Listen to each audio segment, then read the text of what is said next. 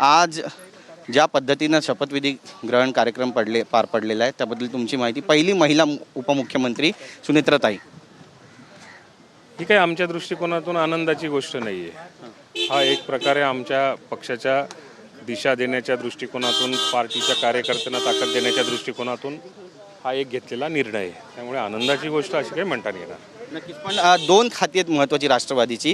या खात्यांबाबत बरीचशी चर्चा रंगते आणि यातील एक खातं तुम्हाला देखील दिलं जाईल अशी सुद्धा सूत्रांकडून आम्हाला माहिती मिळते. तुम्हाला जर जबाबदारी दिली तर तुम्ही ती जबाबदारी पार पाडणार आहात का? आणि महत्त्वाचं म्हणजे वित्त खातं हे राष्ट्रवादीकडे किंवा सुनेत्राताईंना दिलं जाणार आहे का? नाही, आता हा सर्वस्वी अधिकार मुख्यमंत्र्यांचा आहे आणि आमच्या पक्षाचा आता गटनेता निवडल्यामुळे हा सर्वस्वी अधिकार जो आहे तो सुनेत्रा वहिनींना दिलेला आहे.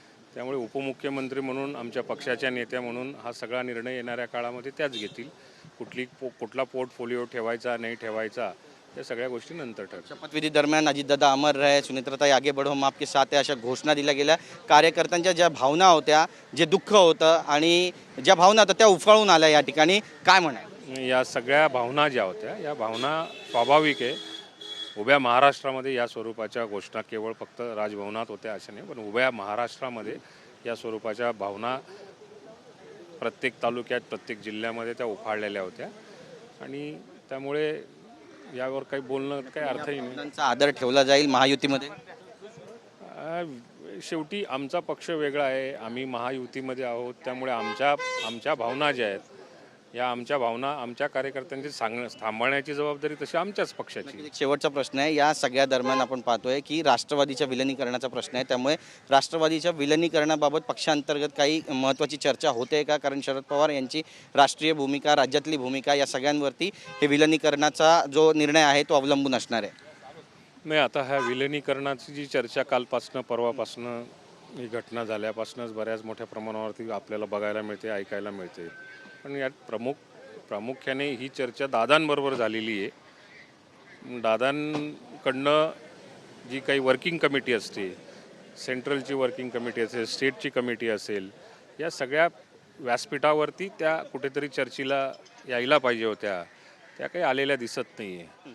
त्यामुळे ही सगळी प्रक्रिया जी आहे, आजचा निर्णय हा वेगळा भाग झाला आणि विलिनीकरणाचा भाग हा वेगळा आहे. त्यामुळे आज तरी त्या चर्चांना या ठिकाणी मला नाही वाटत काही आता नवीनच खुलासा तुम्ही या ठिकाणी करताय. कारण शरद पवार यांनी म्हटलंय, यांनी तर तयारी दर्शवली की दोन्ही राष्ट्रवादी एक व्हायला पाहिजे. मग असा प्रस्ताव काही आलेला आहे का राष्ट्रवादीकडे, तुमच्या राष्ट्रवादी? तर तसे तर सगळ्या कार्यकर्त्यांच्या भावना सुरुवातीपासून होत्या, तरी सुद्धा वेगवेगळं ज्यांनी त्यांनी त्याच्या पक्षाचं काम केलेलं आहे. आता सगळ्या आमदारांचं किंवा सगळ्या कार्यकर्त्यांच्या भावना येणाऱ्या काळामध्ये आमच्या पक्षातल्या नेत्या सुनेत्रा वहिनी ह्या समजून घेतील आणि तो जे निर्णय घ्यायचे, दादा जो निर्णय घ्यायचे तो आम्हाला मान्य असायचा. येणाऱ्या काळात सुनेत्रा वहिनी जो निर्णय घेतील तो आम्हाला सगळ्यांना मान्य असेल. तुमची बातचीत केल्याबद्दल. तर आपण पाहतो आपली भूमिका या ठिकाणी अनिल पाटील यांनी मांडलेली आहे आणि राष्ट्रवादीकडून म्हणजे शरद पवार यांच्या राष्ट्रवादीकडून विलिनीकरणाबाबतचा कोणताही प्रस्ताव अद्याप तरी आलेला नाही आहे असं त्यांनी स्पष्ट केलेलं आहे. त्यामुळे विलिनीकरणाच्या चर्चा या बऱ्याच दिवसांपासून सुरू होत्या, पण काही ठोस त्यावरती विचार झालेला नाही आहे आणि विलिनीकरण होणार की नाही हे सुद्धा गुलदस्त्यामध्ये आहे. कारण दादांच्या सोबतच्या या सगळ्या चर्चा होत्या असं अनिल पाटील यांनी स्पष्ट केलेलं आहे. त्यामुळे नव्यानं विलिनीकरणाच्या जर चर्चा होणार असतील तर मग टेबल टॉक दोन्ही राष्ट्रवादीमध्ये एकत्र होणार आहे का हे सुद्धा पाहणं महत्त्वाचं ठरणार आहे. आज सुनेत्राताई अजितदादा पवार ह्या पहिल्या महाराष्ट्राच्या महिला उपमुख्यमंत्री म्हणून त्यांनी शपथ घेतलेली आहे आणि पहिल्या महिला उपमुख्यमंत्री झाल्यात. आजपासून ते कारभार पाहणार आहे. गोपनीयतेची शपथ त्यांनी राजभवनामध्ये घेतलेली आहे आणि आता मंत्रालयामध्ये ते जाऊन नंतर नेमकं काय घडामोडी महाराष्ट्राच्या राजकारणामध्ये त्यांच्याबाबतच्या पाहायला मिळतील हे सुद्धा पाहणं महत्त्वाचं ठरेल. कॅमेरापर्सन योगेश गुरवसह गिरीश गायकवाड, TV9 मराठी, मुंबई.